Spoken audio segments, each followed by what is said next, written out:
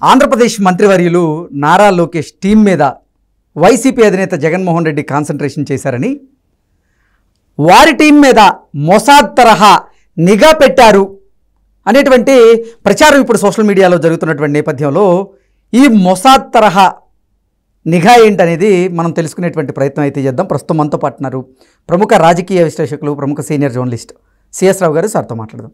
Sir నమస్తే. Sir నమస్తే.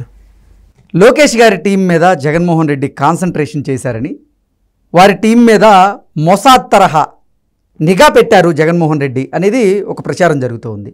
Mossad తరహా నిఘా అంటే ఏంటి? అసలు జగన్మోహన్ రెడ్డి నిజంగా లోకేష్ గారి టీం మీద కాన్సంట్రేషన్ చేశారా? మొసాద్ తరహా నిఘాని వారి మీద పెట్టారా అంటే ఏం చెప్తారు సార్? ఇప్పుడు జగన్మోహన్ రెడ్డి గారి విషయంలో జగన్మోహన్ రెడ్డి గారు చేసేటువంటి వ్యవహారాలు కానీ, లేదంటే ఆయన అనుసరించేటువంటి పద్ధతులు కానీ, ఇవి కనుక చూస్తే కనుక రెక్కి, ఎన్కౌంటరు ఇలాంటి పదాలు ఆయన చేసేటువంటి యాక్టివిటీస్ సరిపోతాయి. ఓకే, అందుకే ఇప్పుడు మొసాద్ ఆయన పెట్టేటువంటి నిఘాని మొసాద్ తరహా నిఘా పెట్టారని చెప్పేసి అనొచ్చు. అంటే మొసాద్ అనేది ఒక నిఘా సంస్థ సార్? మొసాద్ అనేది ఒక పటిష్టమైన నిఘా సంస్థ, ఇజ్రాయెల్కి ఉంది. అది ఇజ్రాయెల్ సంస్థ. ఈ మొసాద్ అని అంటే ప్రపంచంలో ఉండేటువంటి ఏ దేశానికి కూడా ఆ తరహా నిఘా, పటిష్టమైన నిఘా ఉన్నది. అంత బలమైనటువంటి నిఘా మొసాద్ అనేది. ఓకే, అమెరికాకు ఉండొచ్చు, రష్యాకు ఉండొచ్చు, కానీ ఒక చిన్న కంట్రీ ఇజ్రాయెల్ అనేది. కానీ కేవలం ఇజ్రాయెల్ చూస్తే భయం ఎందుకంటే మొసాద్. దానికి కారణం ఏంటంటే పటిష్టమైనటువంటి నిఘా వ్యవస్థ. ఓకే, ఏదో అంటారు కదా, చీమ చిటుక్కుమన్నా కానీ పసిగట్టే నిఘా ఉంటుంది మొసాద్. దాని కారణంగానే ఇవాళ హమాస్ కానీ, లేదంటే లెబనాన్ మీద కానీ ఇజ్రాయెల్ పైచేయిగా సాధిస్తుంది, ఇరాన్ని దడదడలాడిస్తుంది. అవును, కేవలం ఆ నిఘా సంస్థ ఇచ్చినటువంటి ఇన్ఫర్మేషన్. ఇప్పుడు తాజాగా తీసుకుంటే మొసాద్కు సంబంధించినటువంటి ఒక ఆపరేషన్ ఏం చేసిందంటే గూఢాచర్యం. మొసాద్ ముసుగులో ఒక గూఢాచర్యం చేసిన అంశం తాజాగా బయటకు వచ్చింది. జర్నలిస్ట్ రూపంలో ఇరాన్ వెళ్ళి, లేదా లెబనాన్ అక్కడికి వెళ్ళి వాళ్ళ దగ్గర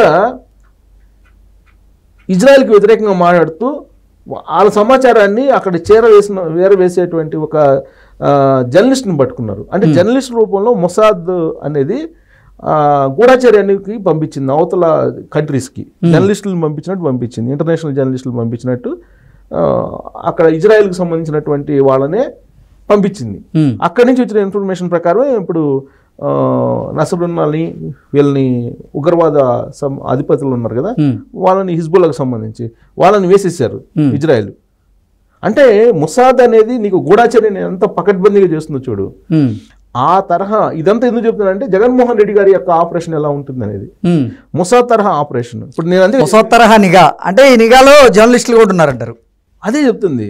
ఇప్పుడు మొసాద్ లేటెస్ట్గా ఏంటి, మొసాద్ జర్నలిస్టులను ఉపయోగించుకొని నీకు ఇప్పుడు ఎక్కడ దాకా ఎందుకండి, సరే మొసాద్ ఇజ్రాయెల్, లెబనాన్, ఇరాన్ యుద్ధం తీసి పక్కన పడే, ఇప్పుడు తెలంగాణ రాష్ట్రం కోసం కేసీఆర్ గారు ఏం చేశారు తెలుసా మీకు?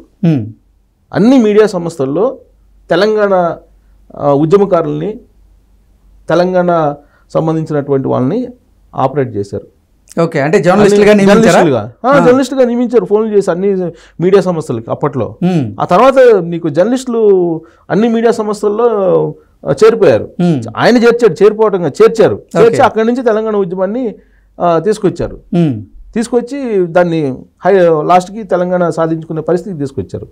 సో అదే తరహాలో ఆపరేషన్ ఎప్పుడు కూడా గూఢాచర్యం ఆపరేషన్ అనేది ఎలా ఉంటుందంటే, మొసాద్ తరహా ఆపరేషన్ అని ఎందుకంటున్నానంటే జగన్మోహన్ రెడ్డి గారిది ఇవాళ 4 నెలలు అయిందండి చంద్రబాబు నాయుడు గారు అధికారంలోకి వచ్చి. 4 నెలలు దాటిపోతుంది.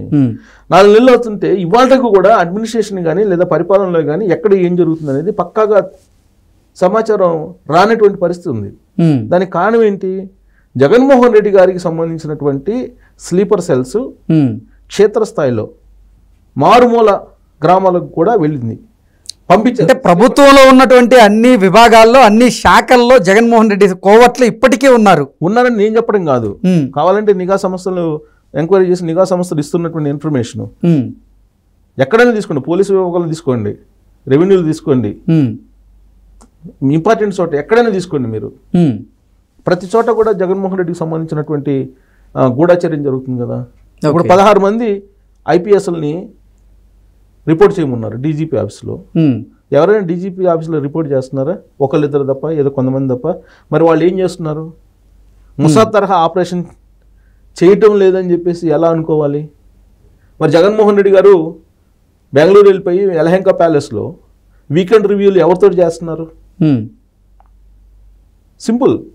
సో ఇవాళ కూడా ఎందుకు చెప్తున్నా అంటే ఇది ఇప్పుడు చంద్రబాబు నాయుడు గారు కానీ లేదా లోకేష్ గారు కానీ ఉన్నారండి, వాళ్ళకి ఇప్పటికి కూడా పిఆర్ఓలు లేరు కదా. మరి సీఎం ఆఫీసులో ఉండేటువంటి ఒక ఐఏఎస్ అధికారి పిఆర్ఓలు వేసుకున్నారు, ఒక్కోళ్ళు 90,000 పెట్టి ఇద్దరిని వేసుకున్నారు. మరి వీళ్ళిద్దరికి ఎందుకు లేదు? ఒకళ్ళేమో మినిస్టరు, ఇంకొకళ్ళేమో చీఫ్ మినిస్టరు.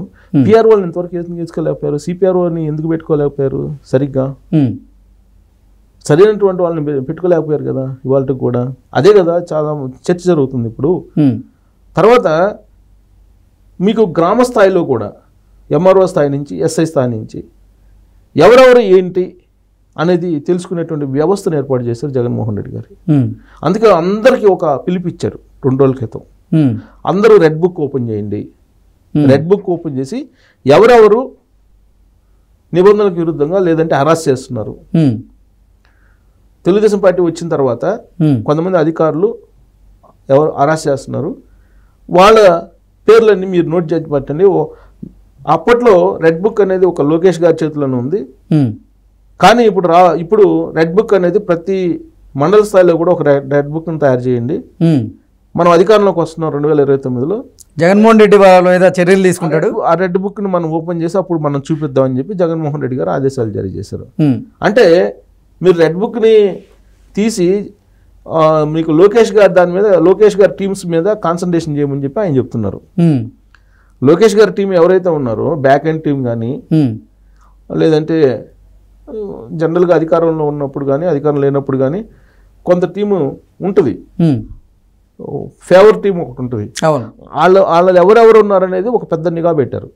నిఘా పెట్టి దాన్ని ఐడెంటిఫై చేస్తున్నారు. ఐడెంటిఫై చేసి వాళ్ళని ఎలా కట్టడి చేయాలి రాబోయేటువంటి రోజుల్లో అనేటువంటి ఒక ప్రయత్నం చేయడంతో పాటు గూఢచర్యను చేయాలి. గూఢచర్యం అంటే అటువైపు ఉండి తెలుగుదేశం పార్టీలోనే ఉన్నట్టుగా ఉంటూ ఏ విధంగా అటువైపు నుంచి ఇన్ఫర్మేషన్ లాగాలి అనేటువంటి ఒక ప్రయత్నం. దాంట్లో భాగంగానే కదా ఇప్పుడు నీకు తిరుమల తిరుపతి దేవస్థానం దర్శనాలు తెలుగుదేశం పార్టీ హార్డ్ కోర్ వాళ్ళకి కన్నా కూడా వైఎస్ఆర్ కాంగ్రెస్ పార్టీ వాళ్ళకి ఈజీగా దొరుకుతున్నాయి. హ్యాపీగా సీఎం ఆఫీసులో లెటర్లు ఇస్తున్నారు, పోయేస్తున్నారు అని చెప్పి ఈ మధ్యకాలంలో కూడా న్యూస్ వచ్చినాయి కదా. సో కాబట్టి అక్కడ జరుగుతుంది. ఒక్కోసారి చంద్రబాబు నాయుడు గారిని ఇంకో వార్త కూడా చూసాను సార్, సీఎం కాంగ్రెస్ పార్టీ వాళ్ళు చాలా ఈజీగా కలుస్తున్నారు. సీఎం ఆఫీస్ నుంచి లెటర్లు వచ్చినా కానీ పనులు అవ్వట్లేదు, కానీ వైసీపీ నాయకులు చెప్తే వెంటనే పని అవుతుంది అనేది కూడా కొన్ని వార్తలు వచ్చినాయి. దానికి కారణం ఏంటంటే ఇదే మొసాద్ ఆపరేషన్ చేస్తున్నారు జగన్మోహన్ రెడ్డి గారు. దీనికి గనక కౌంటర్ వేయకపోతే రాబోయే రోజుల్లో చాలా ఇబ్బందులు ఎదుర్కోవాల్సి ప్రభుత్వానికి ఉంది. ఇబ్బందులు ఇప్పుడు ప్రభుత్వంలో ఉండేటువంటి వాళ్ళు మనం ఏదో డెవలప్ చేసుకుంటూ వెళ్తున్నాం కదా, మనం ప్రజలకి అభివృద్ధి చేస్తున్నాము, ప్రజారంజక పాలన అందిస్తున్నాము అనేది కాదు కదా. తన వెనక ఏం జరుగుతుంది అనేది కూడా తెలుసుకోవాలిగా. తన వెనుక ఏం జరుగుతుందని తెలుసుకోవాలి. గూఢచర్యం అనేది జగన్మోహన్ రెడ్డి గారు చేస్తున్నారు అనేది ఇప్పుడు వినిపిస్తుంది. ఆ గూఢచర్యం ఎవరు? నీ పక్కన ఉన్నోళ్ళ, నీ పిఆర్ఓలా, లేదా నీ పిఏలా, లేకపోతే నీ కార్యకర్తల్లో ఉన్నారా అనేది తెలుసుకోవాలి కదా. ఆయన ఏం చెప్తున్నాడు, ఎవరెవరైతే హార్డ్ కోర్ ఉన్నారో వాళ్ళందరినీ రెడ్ బుక్లు తయారు చేసి రెడ్ బుక్లు హార్డ్ కోర్ పేర్లు తయారు చేసి పెట్టండి, మనం వచ్చిన తర్వాత చూద్దాం అని చెప్పి చెబుతున్నాడు వాళ్ళకి. లోకేష్ గారికి ఒక రెడ్ బుక్ ఉంటే మనందరి చేతిలో రెడ్ బుక్ ఉండాలని చెప్పి చెబుతున్నారు ఆయన. అంటే ఇది మొసాద్ తరహా ఆపరేషన్ చేసి ఏదో అల్లకొల్లం చేయాలనే ప్రయత్నం జగన్మోహన్ రెడ్డి గారు చేస్తున్నారు అనేది మనం ఒక అంచనాకి రావచ్చు. Okay sir, thank you so much.